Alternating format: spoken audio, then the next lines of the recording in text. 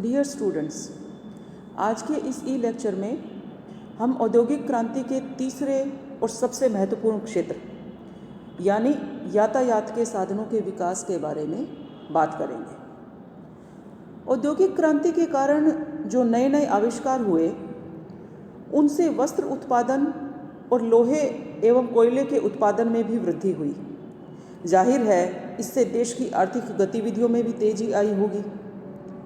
इसी क्रम में यातायात के साधनों में भी सुधार की ज़रूरत महसूस होने लगी, क्योंकि कच्चे माल को खेतों से फैक्ट्रियों तक और तैयार माल को फैक्ट्रियों से बाजार तक पहुंचाना भी जरूरी था। यातायात के दो महत्वपूर्ण माध्यम थे, सड़क यातायात और रेल यातायात।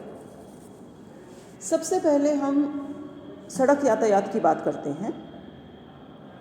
19वीं सदी के आरंभ तक इंग्लैंड में सड़कें तो थी, किंतु ज़्यादातर वे कच्ची और उबड़ खाबड़ होती थी। वैसे भी वे बैलगाड़ियों के लिए बनाई गई सड़कें थी। सड़क बनाने में कोई नियम या रूपरेखा भी नहीं थी कि उनकी कितनी चौड़ाई होगी, मोटाई कितनी होगी, किस प्रकार की निर्माण सामग्री का उसमें इस्तेमाल किया जाएगा। इस बारे में कोई भी रूपरेखा या नियम नहीं थे। ज़्यादातर शहर भी बेतरतीबवार बसे हुए थे, तो जिनमें सड़कें भी एक दूसरे को काटने वाली या चौड़ी सड़कें नहीं थी। ऐसे में इंग्लैंड में जॉन मेटकाफ, जॉन मैकडम और थॉमस टेलफोर्ड, इन तीनों ने सड़क निर्माण को एक नई गति दी। इंग्लैंड के बड़े बड़े शहरों में योजनाबद्ध तरीके से पक्की सड़कों के निर्माण का श्रेय इन तीनों व्यक्तियों को जाता है। अब हम बात करते हैं रेल यातायात की। विद्यार्थियों, हम ये तो जानते हैं कि भाप के इंजन का आविष्कार तो कोयला उद्योग के समय ही हो चुका था और भाप की शक्ति से भी सब लोग परिचित थे। इसी काल में यानी 18वीं शताब्दी के शुरुआत में जॉर्ज स्टीफेंसन ने पहली बार रेल इंजन का निर्माण किया। हालांकि उसका उद्देश्य सवारी गाड़ी बनाना नहीं था, बल्कि उसका उद्देश्य था खदानों से कोयले को फैक्ट्रियों तक पहुंचाना। लेकिन उसका जो यह निर्माण था या उसका ये जो आविष्कार था लोकोमोटिव का, उसने रेल यातायात के विकास को भी बहुत अधिक दिशा निर्देश दिया। 1814 ईस्वी में इंग्लैंड में पहली रेलगाड़ी चली, जिसकी गति 3 मील प्रति घंटा थी। 1823 ईस्वी में इंग्लैंड का एक शहर है न्यूकैसल, उस शहर में पहला रेलवे कारखाना स्थापित किया गया और 1825 ईस्वी तक आते आते इंग्लैंड में पहली रेलवे लाइन संचालित की गई, जो मैनचेस्टर से लिवरपूल तक थी। तो इस प्रकार से हम देख सकते हैं कि 1814 में पहली रेलगाड़ी के निर्माण से या लोकोमोटिव इंजन के निर्माण से 1825 ईस्वी तक आते आते तो रेल लाइनों का भी विकास होने लगा, रेलवे लाइन संचालित होने लगी।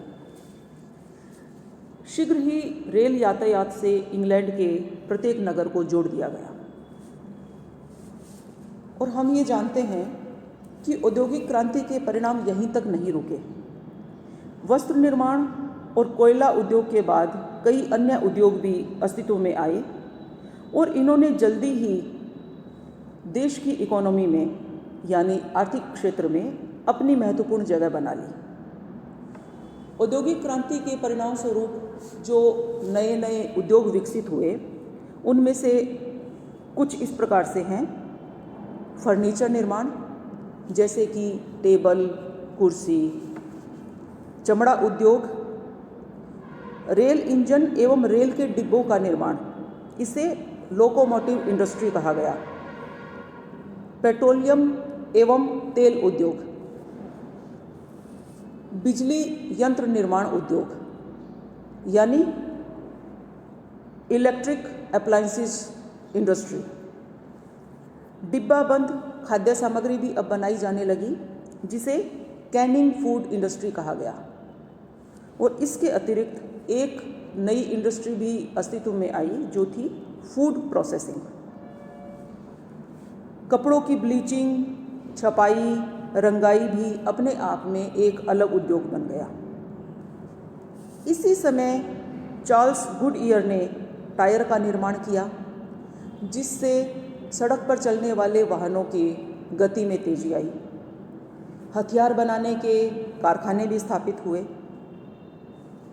इस प्रकार हम देखते हैं कि औद्योगिक क्रांति ने मनुष्य के जीवन और रहन सहन के प्रत्येक तरीके को बदल दिया। अब नए नगर, नई नौकरियां और नए कारखाने बनने लगे। अगले ई लेक्चर में हम औद्योगिक क्रांति के परिणामों की चर्चा करेंगे।